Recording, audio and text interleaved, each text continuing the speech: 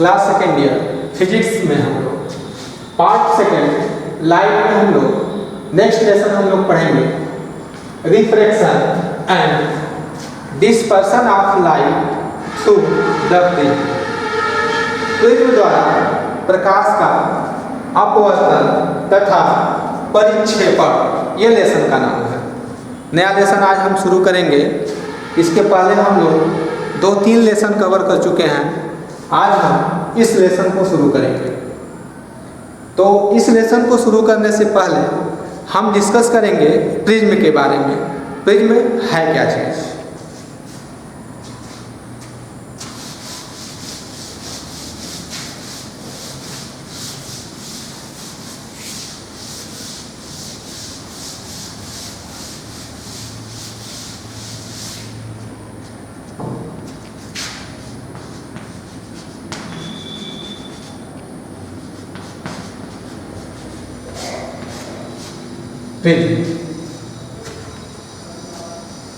Prism हम lower क्लासों से हम पढ़ते आए हैं। सबसे पहले हमें जानना है कि प्रिज्म है क्या चीज। प्रिज्म किसी कोण पर झुके हुए 2 समतल पृष्ठों से घिरे पारदर्शी माध्यम को हम प्रिज्म कहते हैं। अगर कोई 2 समतल पृष्ठ हो और वह समतल पृष्ठ किसी कोण पर झुका हुआ है तो उससे जो शेप बनेगा, अर्थात किसी कोण पर झुके हुए 2 समतल पृष्ठों से घिरे पारदर्शी माध्यम को हम प्रिज्म कहते हैं। इसको हम इस तरीके से डिफाइन करेंगे।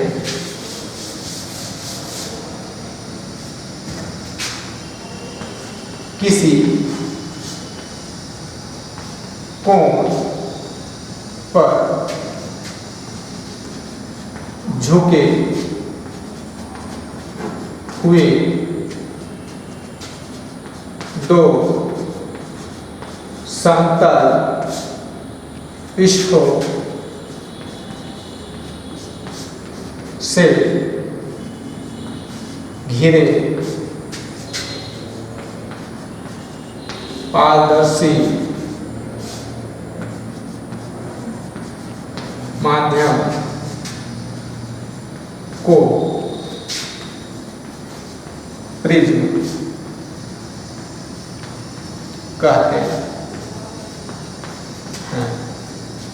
किसी कोण पर झुके हुए 2 समतल पृष्ठों से घिरे पारदर्शी माध्यम को हम प्रिज्म कहते हैं।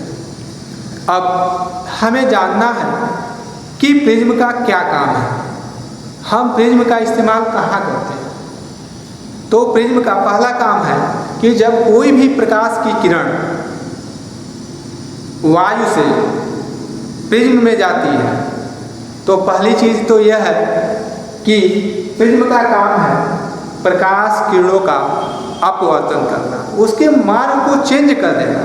जब कोई भी प्रकाश की किरण किसी प्रिज्म पर इंसिडेंट करती है, टकराती है, तो उसके आधार के समांतर हो जाती है, अर्थात उस किरण का अपवर्तन हो जाता है।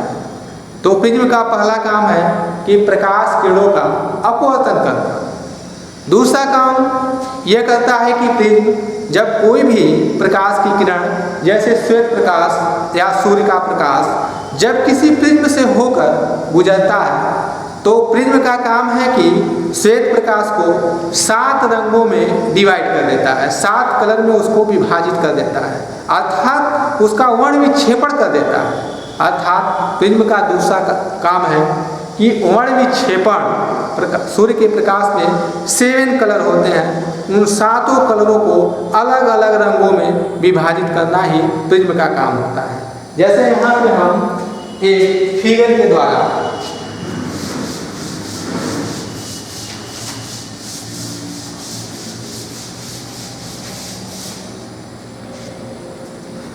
एक प्रिज्म बनाते हैं। यहाँ सपोज करिए ये आपका एक प्रिज्म है, त्रिभुजाकार है।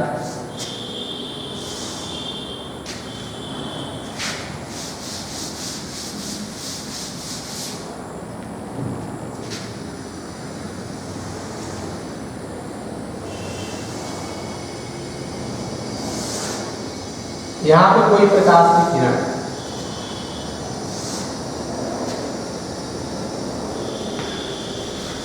लाइट रेज है, प्रकाश किरण यहाँ से जा रही है श्वेत प्रकाश और यहाँ से उसका अपवर्तन।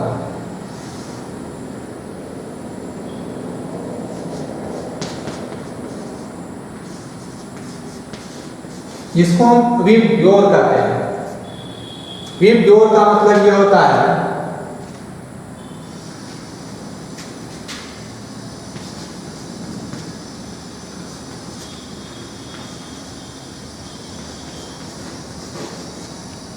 वी का मतलब होता है वायलेट,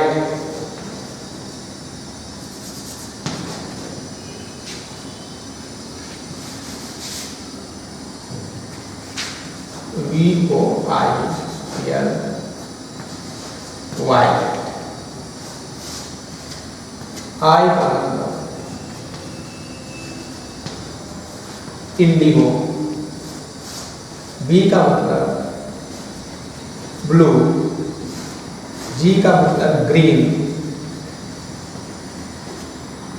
वाई का मतलब येलो,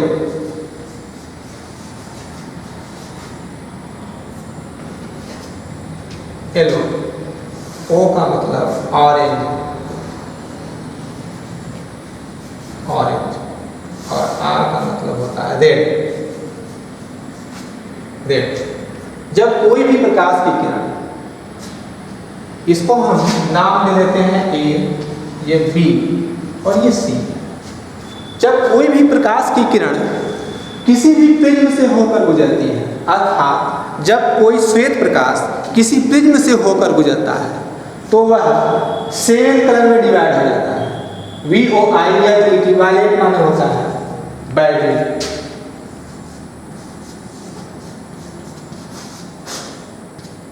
बैगनी, इंडिगो माने होता है जामुनी या जमुकी, जमुकी या जामुनी, जो जामुन का कलर होता है उसको हम इंडिगो या जमुकी कहते हैं। ब्लू माने होता है नीला, ग्रीन माने आपका हरा, येलो माने होता है पीला,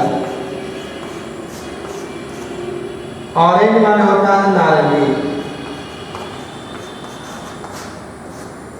और रेड माने होता है आपका लाल। आपने देखा कि जब कोई भी श्वेत प्रकाश किसी प्रिज्म से होकर गुजरती है तो वह 7 कलरों में डिवाइड हो जाती है, जो 7 कलर होते हैं बैगनी, जमुकी, नीला, हरा, पीला, नारंगी और लाल। तो आपने देखा कि प्रिज्म का जो काम होता है वह श्वेत प्रकाश को जो है 7 रंगों में VOI 7 रंगों में विभाजित कर देता है। इस प्रकार से आपने देखा कि जब कोई भी प्रकाश की किरण किसी प्रिज्म से होकर जाती है तो जब प्रिज्म पर इंसिडेंट करेगी तो उसके आधार के समांतर हो जाती है, अर्थात उस प्रकाश किरण का अपवर्तन हो जाता है और साथ ही अपवर्तन होने के साथ साथ वह उसको 7 कलरों में उसका वर्ण विक्षेपण कर देती है, रंगों का कलर अलग अलग कलरों में डिवाइडेशन कर देती है। जो आपने इस तरीके से देखा ये 7 कलर अलग अलग हो जाते हैं। तो प्रिज्म का 2 काम हो गया, प्रकाश का अपवर्तन करना और वर्ण विक्षेपण का काम करना।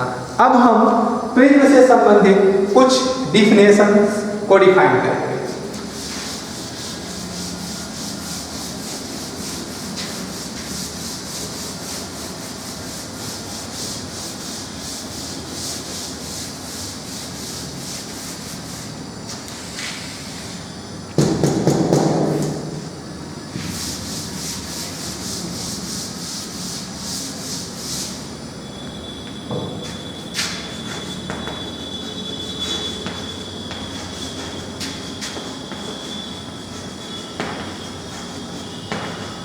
एंगुलर डिविएशन, DEVIATION, विचलन कोण।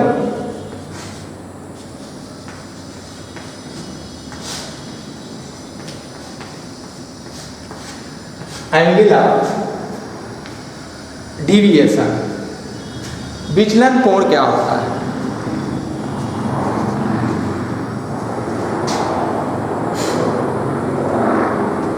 यहाँ पे हम एक फिगर बना रहे हैं।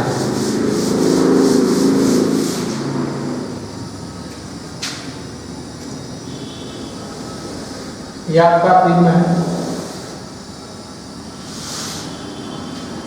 यह प्रिज्म कोण है आपका ए, यह आपका बी है, यह सी है।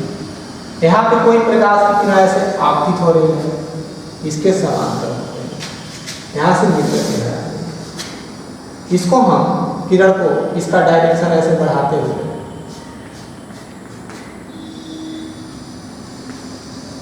यह कोण जो बन रहा है, यह कोण हमने मान लिया डेल्टा। अगर इस पर, इस बिंदु पर और इस बिंदु पर हम इस तरीके से नॉर्मल इंसिडेंट कर रहे हैं, यह नॉर्मल हम मान ले रहे हैं n1 है, और इस बिंदु पर इंसिडेंट करना है नॉर्मल इस तरीके से, यह आपका n2 है। यह आपतन कोण आपका I है, यह आपका O बिंदु है। यह हम मान ले रहे हैं R1 या R2, यह आपका प्रिज्म। तो हम लोग डिस्कस कर रहे थे angle of deviation, angle of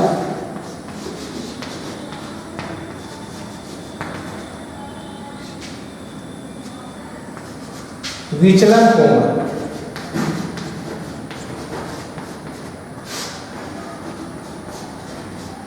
विचलन कोण को हम लोग डेल्टा से रिप्रेजेंट करते हैं।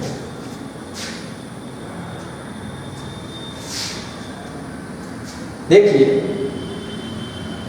यहां पे डेल्टा यहां पे बनाया गया है, इस डेल्टा को हम डिफाइन करेंगे। देखिए जब कोई प्रकाश की किरण किसी प्रिज्म से होकर गुजरती है, जैसे यहाँ पे देखिए कोई प्रकाश की किरण है, यहाँ पे इंसिडेंट की है, और इंसिडेंट करने के बाद यह प्रिज्म के आधार के समांतर हो गई है, और समांतर होने के बाद इधर निर्गत किरण हो गई।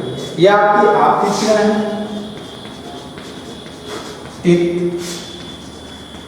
किरण, यह आपका निर्गत किरण है,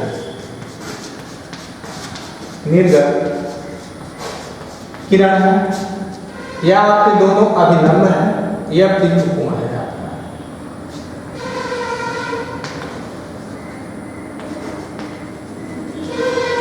और यह आपका नॉर्मल,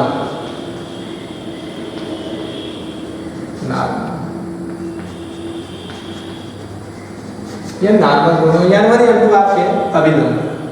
तो जब कोई प्रकाश की किरण किसी प्रिज्म से होकर गुजरती है, तो ये देखिए निर्गत किरण, यह जो निर्गत किरण आपकी यह है निर्गत किरण, यह आपतित किरण का डायरेक्शन इधर है, ऐसे डायरेक्ट हम दिखाए हैं, आपतित किरण का डायरेक्शन इधर है।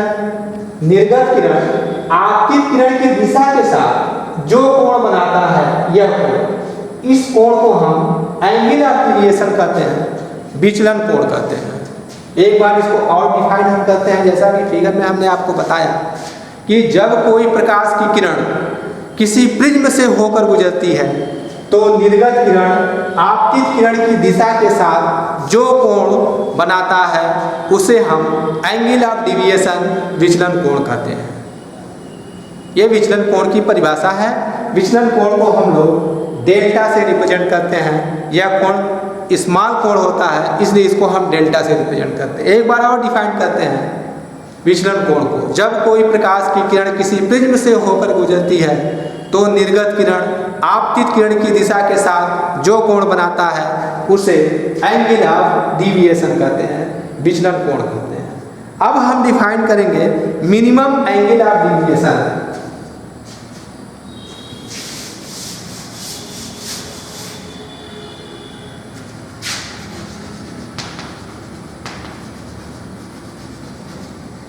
मिनिमम एंगल ऑफ डिविएशन, न्यूनतम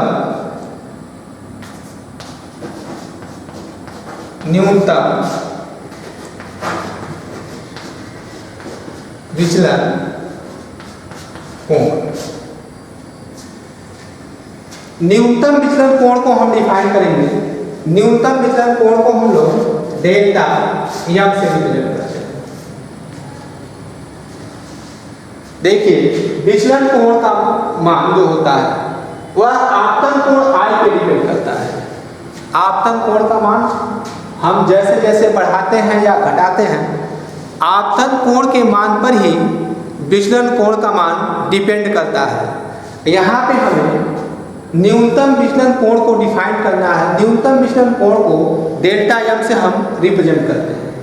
कहने का मतलब किसी दिए गए केवल एक ही विशेष आपतन कोण के लिए यदि डेल्टा का मान, विचलन कोण का मान अगर न्यूनतम हो जाए तो हम उसे न्यूनतम मिनिमम एंगल ऑफ डिविएशन कहेंगे, न्यूनतम विचलन कोण कहेंगे। अर्थात किसी दिए हुए आपतन कोण के लिए या आपतन कोण के लिए, किसी दिए हुए आपतन कोण के लिए यदि डेल्टा का मान न्यूनतम हो जाए केवल एक ही कोण के लिए तो उसको हम एंगल ऑफ डिविएशन कहते हैं, न्यूनतम विचलन कोण कहते हैं।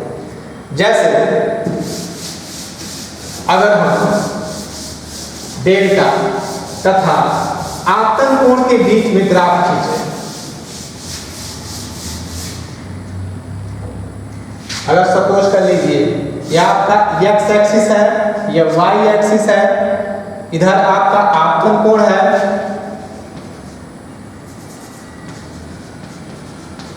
आपतन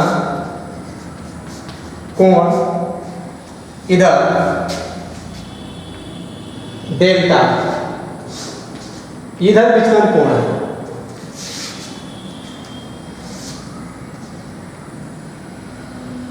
ओरिजिन है आपका, यह 10 हो गया, 20 हो गया, 30 हो गया, 40 हो गया, यह 50 हो गया, यह सब अंश में है। एक्स एक्सिस पर हमने आपतन कोण को रिप्रेजेंट कर दिया और वाई एक्सिस पर हमने विचलन कोण को, विचलन कोण, वाई एक्सिस पर हमने विचलन कोण को रिप्रेजेंट कर दिया। यहाँ पे 30 हो गया, 40 हो गया, 50 हो गया, 60 हो गया। इस तरीके से सब अंश में है गया। अंश में हमने इस तरीके से इसको इंडिकेट कर दिया। एक्स एक्सिस पर हमने आपतन कोण को रिप्रेजेंट कर दिया और वाई एक्सिस पर हमने विचलन कोण को, डेल्टा को हमने रिप्रेजेंट कर दिया। तो हम क्या कहते हैं, जैसे जैसे हम आपतन कोण को, आपतन कोण का मान हम जैसे जैसे बढ़ाते जाते हैं, विचलन कोण का मान वैसे वैसे घटता जाता है। जैसे जैसे हम आपतन कोण का मान बढ़ाएंगे और विचलन कोण का मान घटता जाएगा और वह एक मैक्सिमम 48 है यहाँ पे।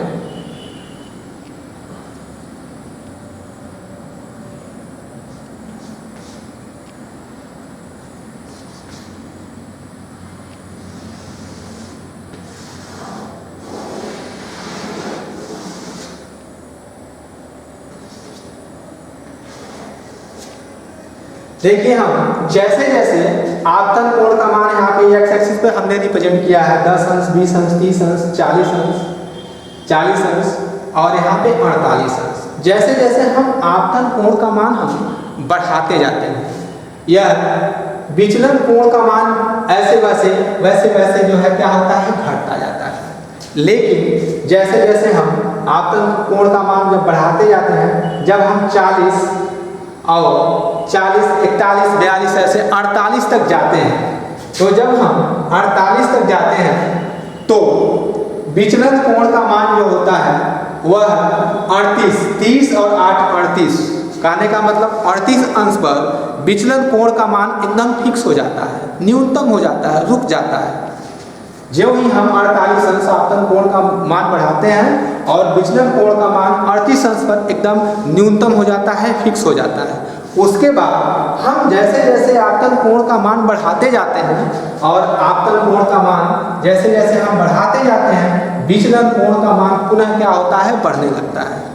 तो हमने आपको परिभाषा डिफाइन किया है, किसी दिए गए केवल एक ही विशेष आपतन कोण के लिए, किसी दिए गए केवल एक ही विशेष आपतन कोण के लिए, अर्थात वह आपतन कोण 48 अंश होता है, 48 अंश, वह न्यूनतम 48 अंश आपतन कोण का मान जब हम करते हैं तो इस डेल्टा का मान न्यूनतम हो जाता है, न्यूनतम विचलन कोण हम कहते हैं।